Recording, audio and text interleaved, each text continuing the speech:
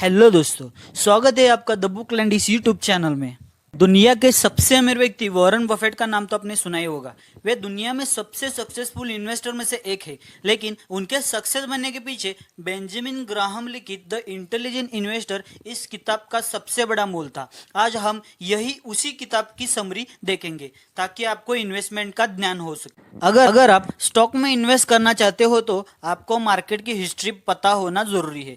आपको मार्केट की चाल समझनी होगी, ये जानना होगा कि मार्केट की पास्ट परफॉर्मेंस क्या थी ताकि आपको नुकसान ना हो। जैसे कि आपको पता होगा कि 2008 में मार्केट क्रैश हुआ था। उस समय भी लोग इन्वेस्ट करके करोड़पति बन गए क्योंकि उन्होंने शेयर्स बहुत कम दामों पर खरीदे थे। ऐसे ही 2019 में कोरोना की वजह से मार्केट क्रैश हुआ था। वह समय इन्वेस्ट करने के लिए अच्छा था। तो इस तरह मार्केट हिस्ट्री बताती है कि अगर मार्केट बुरी तरह क्रैश करता है तो घबराने की जगह हमें उस वक्त का फायदा उठाना चाहिए। ऐसे ही रिलायंस की हिस्ट्री अगर आपको पता है कि कैसे एक टेक्सटाइल से शुरू होकर वे रिटेल टेलीकॉम तक आए, जैसे समय बीतता है आपके दौलत की वैल्यू भी कम हो जाती है। मतलब 2000 साल में जो 10,000 रुपए थे वे आज 40,000 रुपए के बराबर है। ऐसा महंगाई बढ़ने के कारण होता है। अगर आपकी सैलरी 2% से भी बढ़ जाती है तो आप खुश हो जाते हो, लेकिन अगर महंगाई 4% बढ़ जाती है तो आपको 2% का नुकसान होता है।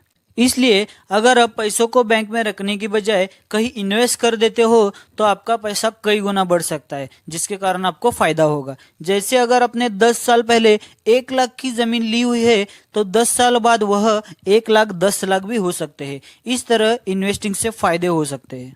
महंगाई को सबसे ज्यादा बीट शेयर्स करते हैं और अच्छा रिटर्न भी देते हैं। थोड़ी महंगाई बढ़ना फायदेमंद होता है क्योंकि कंपनीज भी अपना रेट बढ़ा देती है, जिससे प्राइस ऊपर चला जाता है। लेकिन बहुत ज्यादा महंगाई बढ़ने से नुकसान भी हो सकता है क्योंकि महंगाई से लोग सामान नहीं खरीदते, जिससे कंपनी को घाटा होता है और शेयर्स नीचे जा सकता है। इसलिए शेयर्स में तभी इन्वेस्ट करना चाहिए जब महंगाई का रेट मिड रेंज में हो। REIT इसका मतलब है रियल इस्टेट इन्वेस्टमेंट ट्रस्ट। हमें हमेशा रियल इस्टेट में इन्वेस्ट करना चाहिए, इससे इन्वेस्टर का घाटा नहीं होगा। जैसे अगर आपने प्लॉट लिया है तो उसकी कीमत बढ़ती है, अचानक से नहीं गिरेगी। दूसरी तरफ शेयर्स एकदम से गिर जाते हैं और कुछ लोग तो सड़क पर भी आ जाते हैं। इसलिए रियल इस्टेट में इन्वेस्ट करना सेफ होता है, लेकिन इसमें आपको लोकेशन, फ्यूचर, प्रोजेक्ट आदि का ध्यान रखना जरूरी है। इन्वेस्टमेंट में कभी भी आंख बंद करके नहीं जाना चाहिए। इन्वेस्टमेंट करने के लिए एज मैटर नहीं करती, तो आप किसी भी उम्र में हो आप इन्वेस्ट कर सकते हो। एक जवान आदमी को इन्वेस्टमेंट में ज्यादा फायदा मिलेगा एक वृद्ध के मुकाबले में, इसलिए जल्दी से शुरू करें। अगर आप शादीशुदा नहीं है तो शादी के खर्च के लिए इन्वेस्टमेंट करें। अगर आपके बच्चे हैं तो उनके फ्यूचर एजुकेशन को ध्यान में रखकर आप इन्वेस्टमेंट प्लान कर सकते हैं। और इन्वेस्टमेंट के दौरान आपको यह ध्यान में रखना जरूरी है कि आपको रिस्क झेलनी कितनी है और उतना ही आप इन्वेस्ट करें।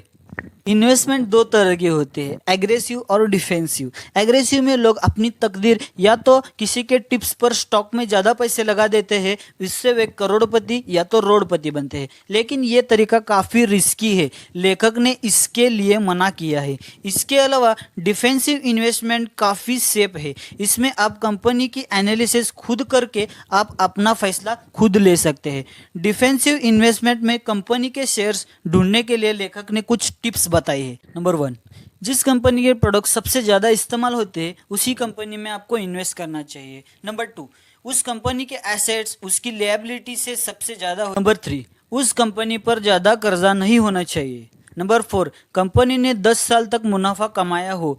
नंबर 5, कंपनी ने 20 साल से डिविडेंड दिया हो। Price to asset ratio book value से 5 गुना से ज्यादा न हो। इन टिप्स को आप ध्यान में रखकर आप शेयर्स चुनें। और अगर आपको इन सब की जानकारी नहीं है तो आप फाइनेंशियल एडवाइजर की मदद ले सकते हैं या कोई कोर्स कर सकते हैं। दोस्तों, उम्मीद करता हूँ कि आपको यह वीडियो पसंद आया होगा, तो आप इस चैनल को लाइक करें, सब्सक्राइब करें।